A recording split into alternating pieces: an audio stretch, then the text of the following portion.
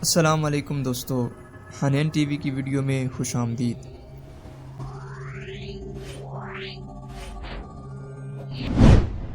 10 ہجری 18 ذوالحجہ کو جب رسول اللہ صلی اللہ علیہ وآلہ وسلم اپنے آخری حج سے واپس آ رہے تھے تو آپ نے پانی کے چشمے کے پاس جگہ خم پر قیام کیا اور امت کو ایک انتہائی اہم ترین خطبہ دیا جسے غدیر خم کا خطبہ کہتے ہیں۔ یہ خطبہ اتنا اہم ہے کہ آج بھی فرقہ پرست مولوی اور عالم دین مسلمانوں سے چھپاتے ہیں، انہیں سچ نہیں بتاتے، کیونکہ اس خطبے کی بہت ساری باتیں ان کے فرقے کے خلاف جاتی ہیں۔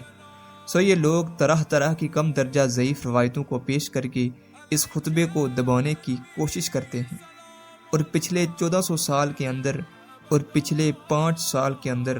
ان حدیث مبارکہ کو جب علمی کتابیں عالم دین سامنے لے کر آئے تو لوگوں پر اس کی حقیقت کھلی۔ دیکھیے، اسلام کسی فرقے کی شکل میں نہیں آیا تھا، بلکہ اللہ نے آپ کو مسلمان پیدا کیا ہے جس کا ایک ہی فرقہ ہے اور وہ ہے مذہب اسلام۔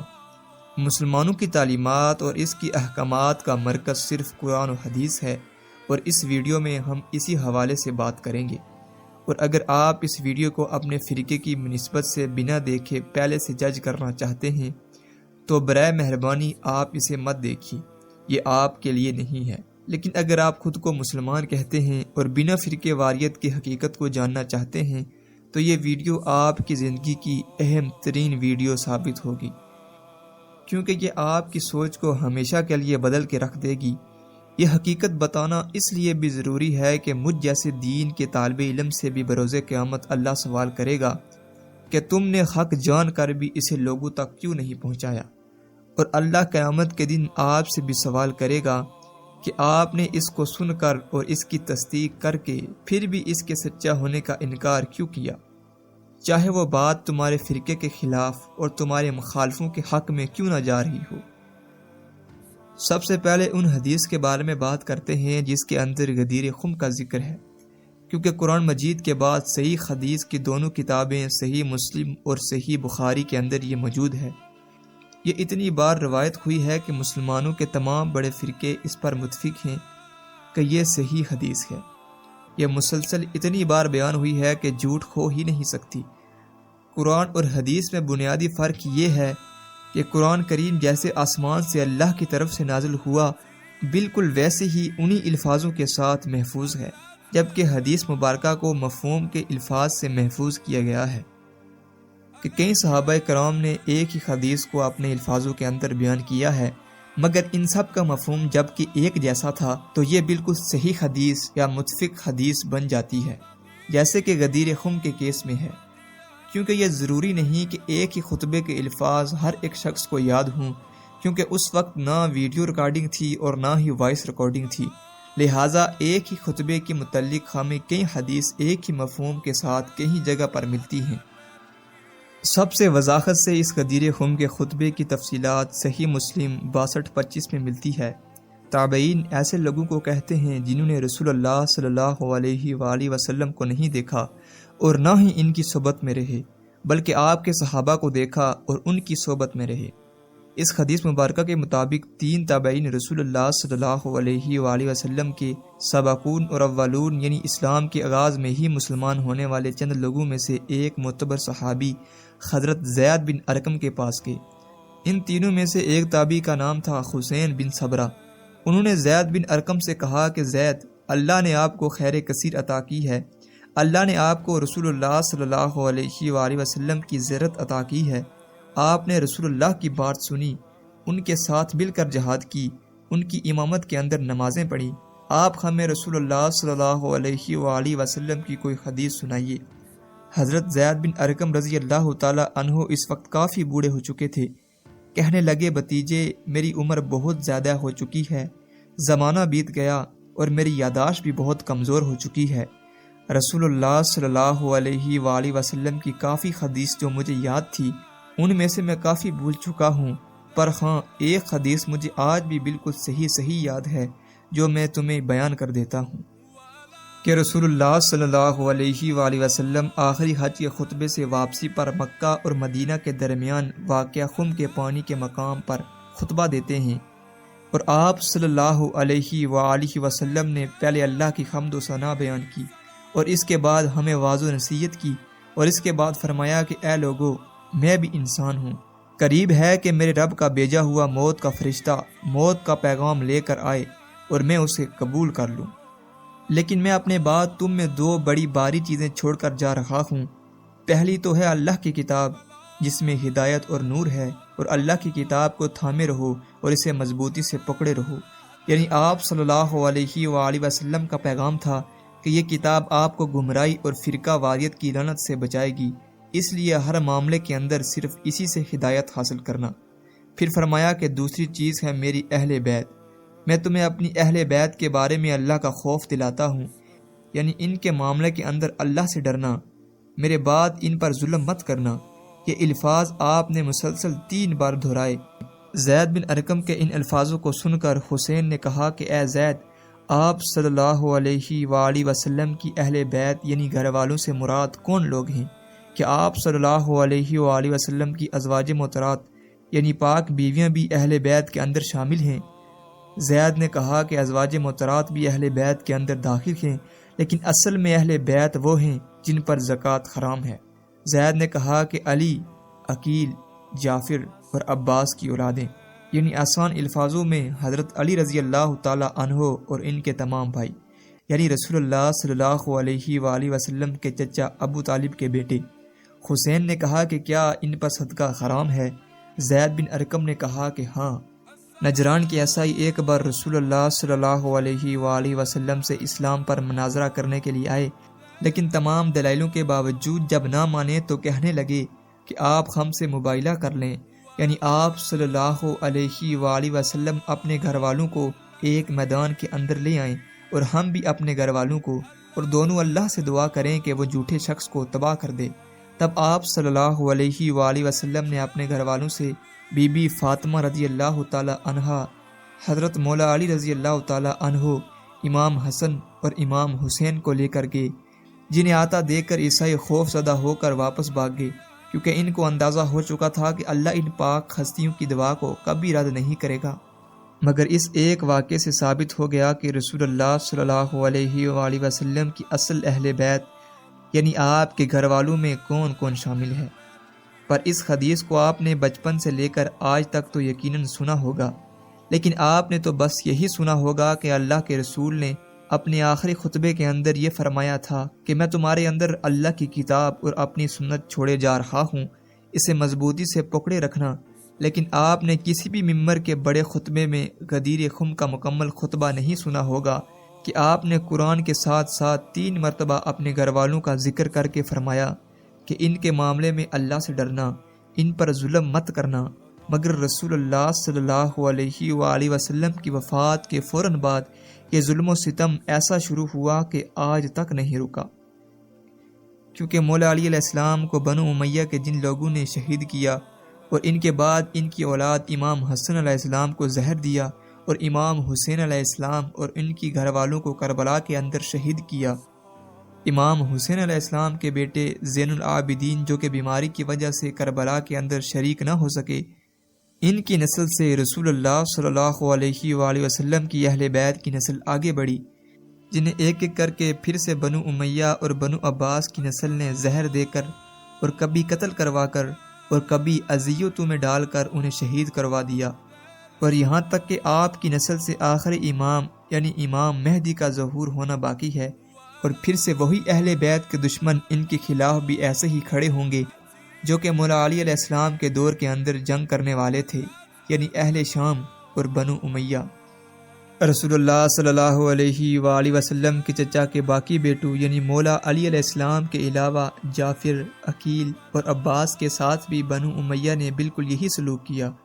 رسول اللہ صلی اللہ علیہ وآلہ وسلم نے غدیر خم میں یہ خطبہ اس وقت دیا جب حج کے وقت تمام لوگ جا چکے تھے، لیکن صرف شام اور مدینہ کے لوگ اس وقت وہاں میدان میں موجود تھے۔ آپ جانتے تھے کہ انہی دونوں کے اختلاف کی وجہ سے میری اہل بیت کو شہید کرنے کی شروعات ہوگی، لہٰذا ان کو کہا کہ غور سے سنو، میری اہل بیت کے معاملے میں اللہ سے ڈرنا۔ اب اس ایک خطبے کے اندر قیامت چھپی ہوئی ہے، کیونکہ جب بھی کوئی فرقہ باز مولوی حدیث مکمل بیان کرے گا کہ رسول اللہ صلی اللہ علیہ وآلہ وسلم نے فرمایا تھا کہ میری اہل بیت کے معاملے میں اللہ کا خوف رکھنا، تو ان اہل بیت کو کن لوگوں نے شہید کیا تھا یہ پوری تاریخ اسے کھول کر بیان کرنی پڑے گی۔ تو جب وہ اس تاریخ کو بیان کرے گا تو لوگوں کو پتہ چلے گا کہ یہ لوگ آج بھی انہی لوگوں کا دفاع کرتے ہیں، انہیں رضی اللہ تعالی عنہ بھی کہتے ہیں اور ان کو صحابی بھی مانتے ہیں۔ آج کے ٹائم کے اندر جانے انجانے کے اندر یہ لوگ بھی اسی جرم کے اندر اور اس سچ کو چھپانے میں برابر کے شریک ہیں، کیونکہ آج ان اہل بیت کے دشمنوں کا نام و نشان تو باقی نہیں، مگر ان کے کارناموں پر فرقہ باز مولوی آج بھی پردہ ڈال رہے ہیں۔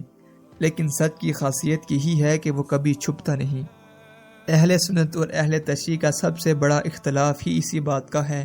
کہ وہ اہل بیت کو بھی رسول اللہ صلی اللہ علیہ وآلہ وسلم کے الفاظوں کے مطابق قرآن اور حدیث کے بعد سب سے زیادہ اہمیت دیتے ہیں۔ ان لوگوں کو جنہوں نے اہل بیت پر ظلم کیا، ان کے بارے میں طرح طرح کی تعمیلیں دے کر انہیں صحابی ثابت کرنے کی کوشش کرتے ہیں، جیسے کہ یزید کے دور کے اندر خانہ کعبہ پر حملہ کرنے اور امام حسین علیہ السلام کو ان کے خاندان یعنی اہل بیت کو شہید کرنے کی ہزار تعویلیں لوگوں تک پہنچائی، اور یہی آج کے فرقہ باز مولوی بھی کر رہے ہیں۔ دیکھیے، میں تاریخ کا طالب علم ہو کر حوالوں کے ساتھ آپ کے ساتھ بات کر رہا ہوں، نہ ہی کسی فرقے کا نمائندہ ہو کر، لہٰذا آپ نے دماغ کو کھول کر اور ان چیزوں کو لوجیکل طور پر سمجھیں اور سوچیں، انسان ہونے کا ثبوت دیں جو کہ سوچ اور سمجھ رکھتا ہے، نہ کہ جانور ہونے کا جو کہ ایک فرقے کے پیچھے آنکھیں بند کر کے چل پڑے۔ اسی غدیر خم کے مکمل خطبے کی حدیث کے اندر بیان ہوتا ہے کہ رسول اللہ صلی اللہ علیہ وآلہ وسلم نے تمام لوگوں کو جمع کر کے ان سے سوال کیا کہ کیا تمہارا رب اللہ نہیں؟ میں تم لوگوں کی جان سے بڑھ کر تم پر حق نہیں رکھتا؟ سب نے ہاں ہی میں جواب دیا کہ بے شک ایسا ہی ہے۔ تب آپ صلی اللہ علیہ وآلہ وسلم نے مولا علی علیہ السلام کو اپنے پاس بلایا، ان کا ہاتھ اپنے ہاتھ کے اندر لیا اور ہوا میں بلند کر کے فرمایا کہ جان لو کہ جس کا میں مولا اس کا علی مولا۔ یہاں پر الفاظ مولا سے مراد کوئی مددگار نہیں اور نہ ہی آپ صلی اللہ علیہ وآلہ وسلم کا جانشین ہے، کیونکہ آپ اللہ کے رسول تھے، نہ ہی کسی ملک کے بادشاہ جو کہ اپنے بعد اپنے جانشین کو مقرر کر کے جاتے، بلکہ اس کے بعد آپ نے یہ فیصلہ امت پر چھوڑ دیا، یعنی اتفاق رائے سے جس کو مرضی اپنا خلیفہ چنے۔ اور اس امت نے 4 خلیفہ حضرت ابو بکر صدیق، حضرت عمر، حضرت عثمان، مولا علی علیہ السلام اور امام حسن کو متفق ہو کر خلیفہ چنا۔